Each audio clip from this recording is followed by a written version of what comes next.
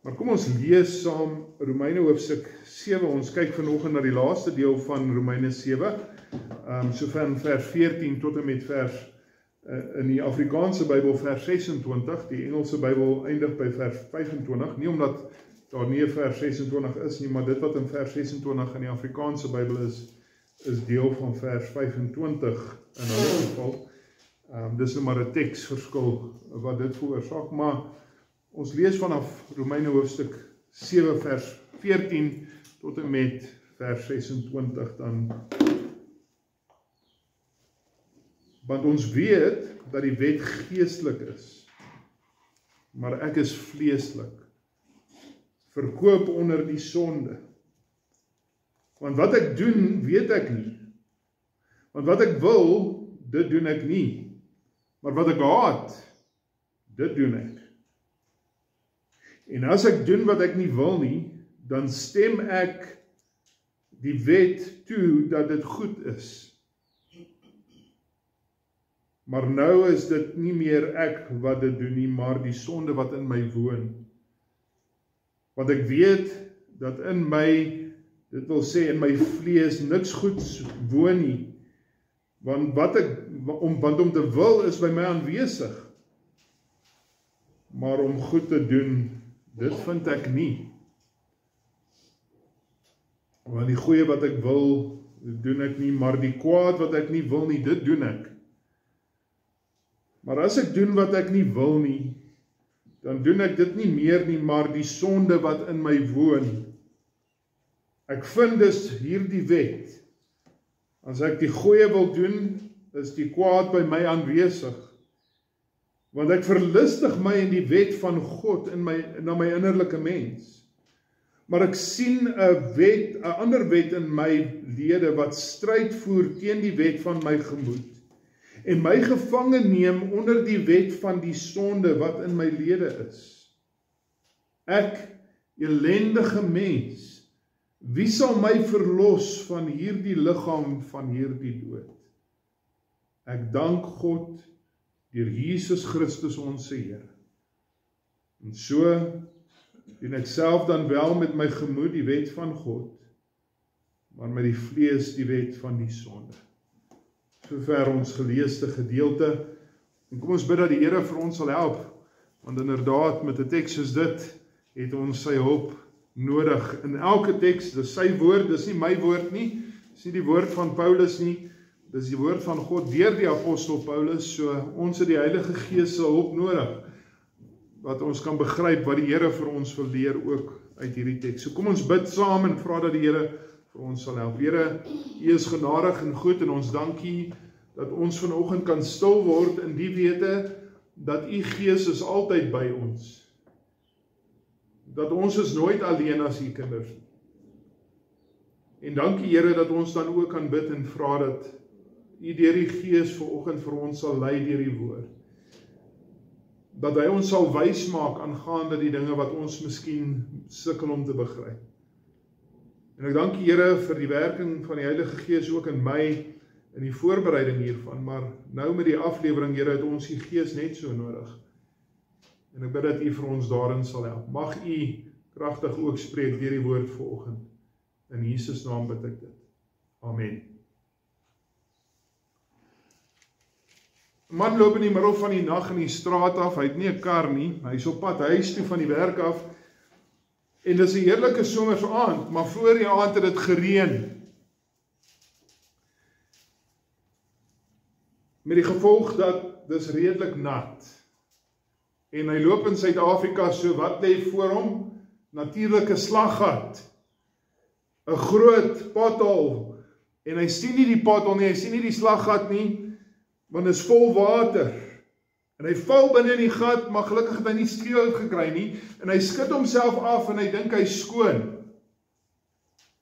Maar so nader as wat hy in die straatlig kom, een wat werk, sien hy uiteindelik hoe vuil is hy regtig. Om die waarheid te sê, hy is van kop tot tone vol modder, en hy het gedink hy is skoon. En hy probeer om homself skoon te maak daar in die straat, maar hy kry niks reg nie. Uiteindelik, sy enigste hoop is, hy moet uiteindelik by die huis kom. Want daar kan hy was, daar kan hy skoon kom. Die Christelike lewe is 'n stryd, dis 'n konstante geveg. Ons is omring deur mense elke dag wat God nie dien nie. Ons familielede, ons kollegas, ons kennisse. Ons word omring deur dinge wat ons wil weglok van die wil van God af. Sonnige dinge is oral beskikbaar. Dit word oral geadverteer op jou selfoon en oral waar jy gaan. Maar die aanval is nie net van buite nie, is dit. Daar's ook 'n konstante geveg binne in die gelowige. 'n Geveg tussen die gees en die vlees. En dis 'n geveg wat elke dag vir dag die gelowige 'n klein bietjie oorwin, maar soms is dit 3 tree vorentoe en 2 tree terug. En soms is dit 1 tree vorentoe en 6 tree terug. Maar uiteindelik moet ons vir mekaar vanoggend sê, tot die dag van ons dood, sal hierdie geveg konstante werklikheid bly. Paulus het laasweek met ons gesels oor die 10de gebod. Jy mag nie begeer nie. En ons sien dat dit was vir hom 'n uitdaging. En miskien is daar sommige van ons wat ook met daardie sonde sukkel van begeer. En as Paulus hierdie gebod voor oë hou, vind hy in homself, soos ons laasweek gesien het, allerlei begeertes. Maar hy weet die wet is heilig, hy weet die wet is regverdig, hy weet die wet is goed, maar hy sukkel om dit te onderhou, want die wet kan hom nie verlos van sy sonde. Iets meer, iets groter, iets dieper is nodig. En dis waaroor vanoggend se teks gaan. Paulus gaan voort om sy frustrasie met die sonde te vertel, en hy gaan nou 'n stapie verder, hy vertel vir ons 'n bietjie meer. Hy wys vir ons op iets wat 'n oplossing is vir sy probleem. Maar uiteindelik is dit eers in Romeine 8, waar die duidelike antwoord uitgespel gaan word van waar is ons hoop as gelowiges. Hoe gaan ons hierdie stryd met die sonde oorwin? En so vanoggend dan kyk ons na die stryd binne my. Die gelowige beleef 'n worsteling tussen sy wil en sy dade. En ons kyk na 3 beskrywings in ons teks van die gelowige vanoggend. Eerstens, die begeerte van die gelowige. Die begeerte van die gelowige. Wat is die grootste begeerte van elke ware gelowige? En die antwoord moet wees dat ons begeer om God te verheerlik met alles wat ons doen. Dis waar van my en ek hoop dis waar van jou, om die waarheid te sê, dis die getuienis daarvan of iemand 'n werklike gelowige is of nie, dat ons begeer met ons hele hart om God te wil eer. Nou Paulus praat oor die wet, en hy sê dat daar is niks slegs in die wet nie. Dit het ons laasweek gesien, vers 12.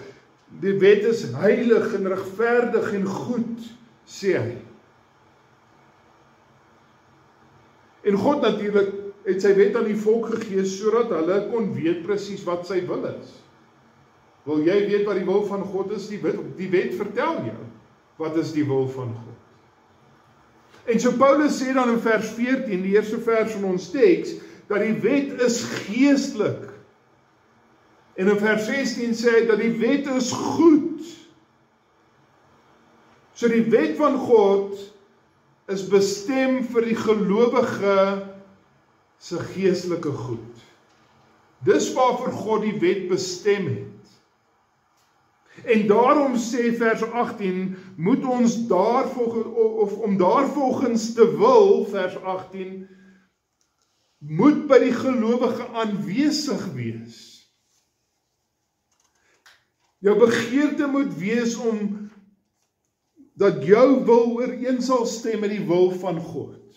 dat jou wil en dit wat jy begeer sal ooreenstem met dit wat God se wet vir ons leer. En so wat ook al jou siening oor die wet vanoggend mag wees, ons moet vanoggend met mekaar saamstem dat die wet is deur God gegee. Nie waar nie. En as jou lewe ooreenstem met dit wat die wet vir ons leer, dan leef jy binne in die wil van God. En so in ander woorde, dit behoort kenmerkend te wees van jou lewe as 'n gelowige. Baie kerke se banke sit vanoggend vol mense wie se lewe niks anders lyk as die wêreld daar buite se nie.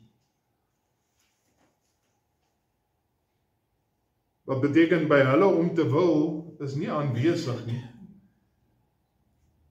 Om te wil is by hulle afwesig, nie waar nie. Hulle noem hulle self gelowiges, maar hulle het geen begeerte om afstand te doen van hulle sonde nie. En broer en suster, ons moet vir mekaar vanoggend sê, as daar nie by jou begeerte is om afstand te doen van jou sonde nie, is jy nie 'n gelowige nie. Die gelowige begeer om afstand te doen van sy sonde. Die ware gelowige wil doen wat goed is en wat geestelik is. Hy wil doen wat heilig en regverdig en goed is. Hy wil doen wat ooreenstem met God se wil. As jou lewe nie anders lyk as die mense daar buite nie, dan is daar 'n probleem, broer en suster. Dan is daar 'n ernstige probleem. Want dan gee jy voor om iets te wees wat jy nie is nie. Die gelowige wil God eer deur 'n heilige, regverdige, goeie geestelike lewe te lei. Dis jou diepste hartsbegeerte as 'n gelowige. Oor en oor sê Paulus hier in ons teks, ek wil doen wat reg is, ek wil doen wat die wet vir my vra, vers 15, want wat ek wil, is om die wil van God te doen. Vers 18, want om te wil is by my aanwesig. Vers 21, as ek die goeie wil doen.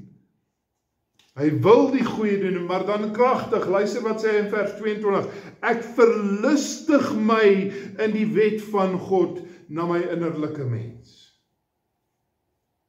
Dis die verhaal van die gelowige. Die gelowige is een wat bo alles begeer ek om God se wil te doen. Om te begeer dit wat heilig, goed, regverdig en geestelik is. En ek moet vanoggend vir jou vra, broer en suster, is dit by jou die geval? Is dit jou hartsbegeerte? Is dit dat jy begeer met jou hele hart om niks anders te doen as die wil van God nie? Wil jy, soos ons in vers 4 gesien 'n paar weke terug, tot eer van God vrug dra? Is dit jou begeerte? Dis die getuienis van ware geloof. Maar dit bring my by ons tweede punt. Die stryd in die gelowige. Die stryd in die gelowige. Maar, sê Paulus, en hy het waarskynlik nou nog steeds die 10de gebod in sy gedagte. Maar, sê Paulus, dis my begeerte om God se wil te doen, maar ek kry dit nie reg nie. Ek probeer. Maar as ek probeer om die regte ding te doen, dan vind ek myself, ek doen die verkeerde. Vers 14. Want ons weet dat die wet geestelik is. Maar ek is vleeslik. Verkoop onder die sonde. Nou wat ek wil hê ons moet raak sien is, Paulus tree nie gewillig vreeslik op nie, maar hy het 'n slaaf geword, hy's verkoop aan die sonde. Al probeer hy hoe hard, hy kry dit nie reg om die sonde te oorwin nie. Hy probeer om die regte ding te doen, maar elke keer as hy probeer om die wet te onderhou, dan faal hy. Vers 15. Want wat ek doen, weet ek nie. Want wat ek wil, dit doen ek nie, maar wat ek haat, dit doen ek. Hy wil God se wil doen, maar in steede doen hy die sonde wat hy haat. Vers 16 sê hy vir ons dat hy wil doen wat ooreenstem met die wet, wat goed is. Maar hy doen die sonde. Ja, hy doen die sonde, maar dit is die laaste ding wat hy begeer om te doen. En uiteindelik kom hy dan in vers 18 en hy verklaar, en ek weet dat in my, dit wil sê, in my vlees niks goeds woon. Dis 'n geweldige stelling nie om te maak. Maar ek hoop dat elkeen van ons kan besef dat daar in onsself het ons nie enigiets goed nie. Nou ons moet versigtig wees, want daar is sommige wat hierdie leerstelling gebruik, of verkeerde leerstellings uit hierdie teks voorbring, en hulle sê dat wel, alles in my vlees is sleg.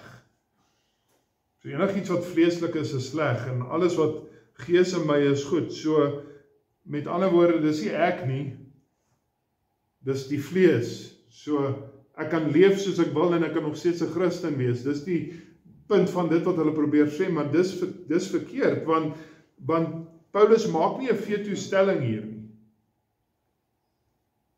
Het is interessant dat Jesus sê, selfs die heidene doen goed. Hy sê dit in Matteus 5, hy sê dit weer in Matteus 7. Elke mens, elke een van ons, maar elke mens op hierdie aarde is gemaak na die beeld van God. En ja, die sonde het daardie beeld tot 'n groot mate vernietig of beskadig, maar nie totaal vernietig nie. Dis verdrog. Maar die beeld van God is nog steeds sigbaar in elke mens. En so Paulus sê nie dat absoluut alles in my vlees is sleg nie, maar hy sê die vlees is verdrog deur die sonde, sodat die vlees nie is, my vlees nie is wat dit veronderstel is om te wees nie. Dat my vlees is nie in ooreenstemming met dit wat my begeerte as mens in die gees is. Maar die sonde in die gelowige veroorsaak, vers 19, dat die goeie wat ek wil, dit doen ek nie. Maar die kwaad wat ek nie wil nie, dit hou ek aan om te doen. En sê in vers 17 en vers 20, dan sê Paulus, dis nou nie meer ek wat dit doen nie, maar die sonde wat in my woon. Nou, dis belangrik dat ons verstaan wat Paulus hier sê. Paulus sê nie, die sonde woon nou in my, dis die sonde se skuld, ek is onskuldig nie. Dis nie wat Paulus sê nie. Oor en oor het Paulus nou vir ons gewys, dat is my sonde, dis ek wat nie doen wat ek wil nie. Wat Paulus sê is, terwyl dit my sonde is en ek doen dit, is dit teen dit wat ek self wil doen. Ek wil dit nie doen nie, maar ek doen dit. En so wat ek wil hê ons moet raak sien uit hierdie punt is, dat daar is in elke gelowige hierdie geweldige stryd. Ons wil die dinge doen, maar so gereeld doen ons die slegte. Ons wil die goeie doen, maar die sonde lê en loer vir ons om die hoek. Soek 'n geleentheid om by ons inslae te vind. En uiteindelik moet ek vanoggend vir julle sê, dit klink ellendig, is dit nie? Is daar enige hoop vir die gelowige? En dit bring my by ons laaste punt, en ek dink, hierdie is die kruks van dit, en dis belangrik dat ons hierdie ding sal verstaan in vers 24 tot 26, die hoop van die gelowige, die hoop van die gelowige. Dis 'n stryd, sê Paulus in vers 23. Ek sien 'n ander wet in my lede wat stryd voer teen die wet van my gemoed en my gevange neem onder die wet van die sonde wat in my lede is. So waar is die hoop? Is daar enige hoop vir die oorwinning van sonde? Paulus vra daai selfde vraag, hy sê in vers 24, ek elendige mens, wie sal my verlos van hierdie liggaam van hierdie dood? Wie sal my verlos? Wie sal my verlos van hierdie ellendige stryd wat in my is, waarin ek die dinge wat ek so graag begeer om te doen, soms nie doen nie?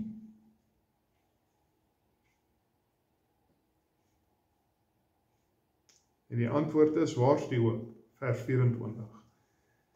Ek dank God deur Jesus Christus ons Here. Daar's die hoop. Daar's die hoop.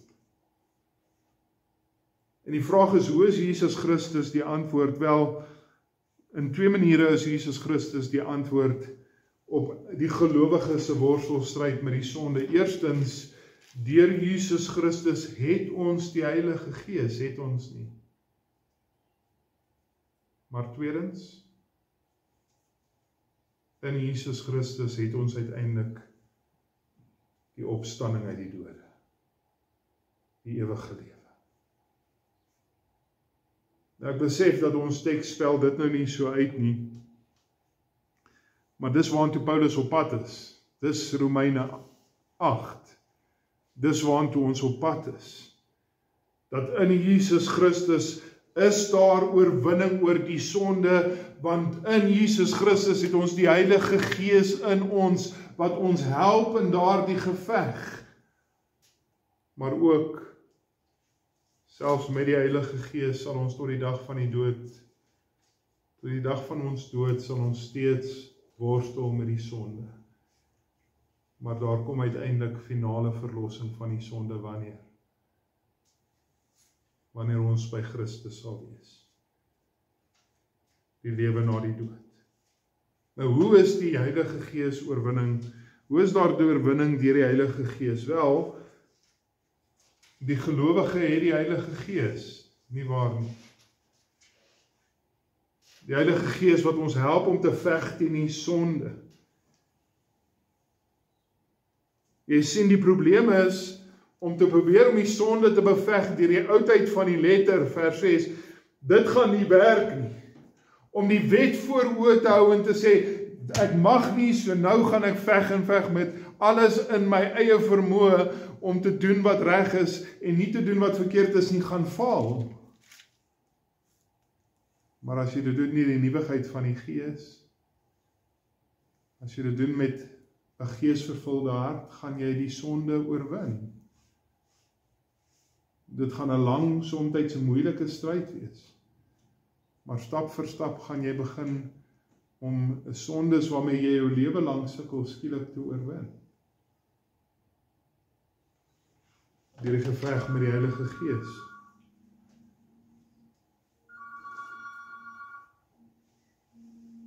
So die eerste wapen wat ons het in ons geveg teen die sonde is die Heilige Gees.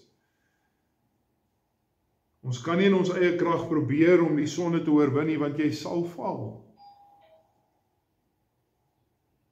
Maar deur die werking van die Heilige Gees kan ons die sonde beveg, kan ons oor die sonde oorwin.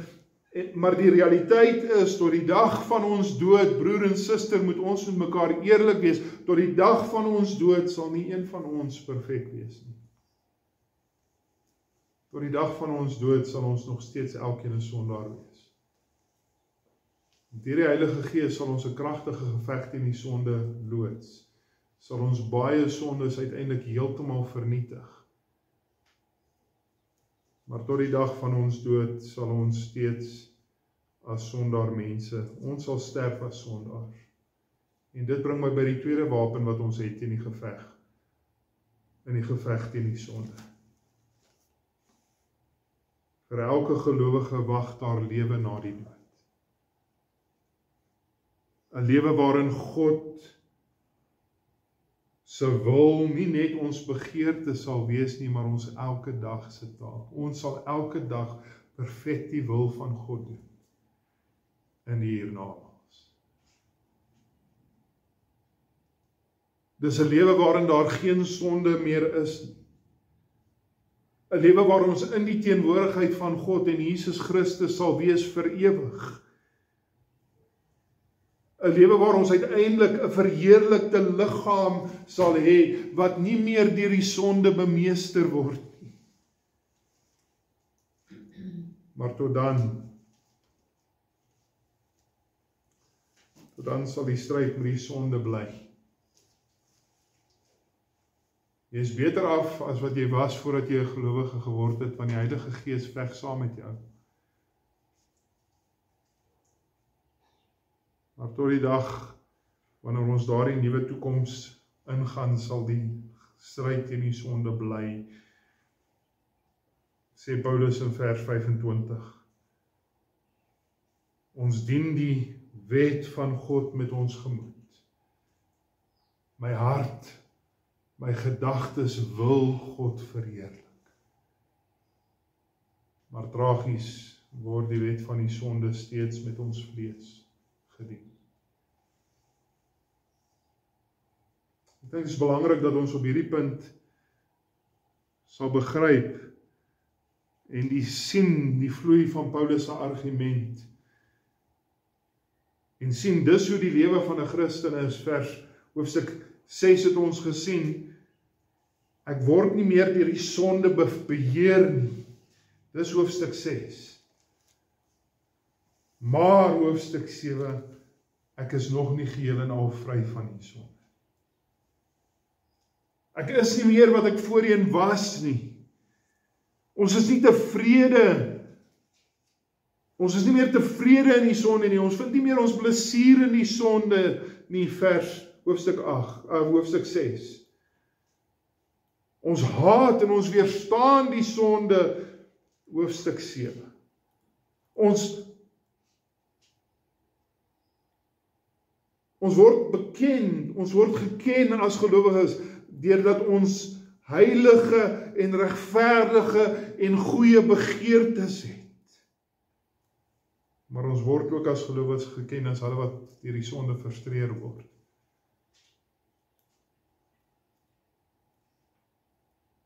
As hulle wat bedroef is deur die sondigheid wat nog in ons bly.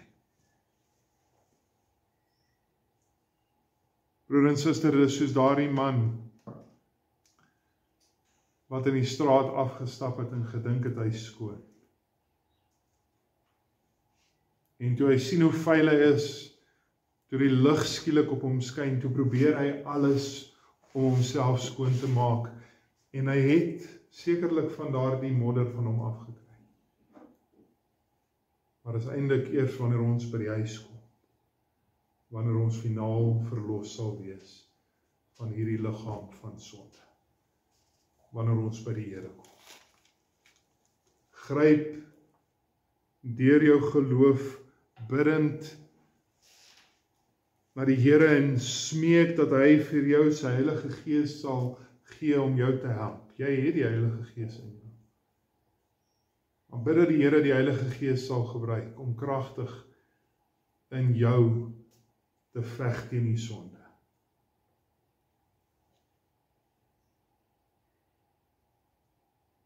En wees dan as gelowige een wat met reikhalsende verlange uitsien na daardie dag, wanneer ons in die teenwoordigheid van ons ewige Vader sal wees, gereinig deur die bloed van Jesus Christus, van alle sonde.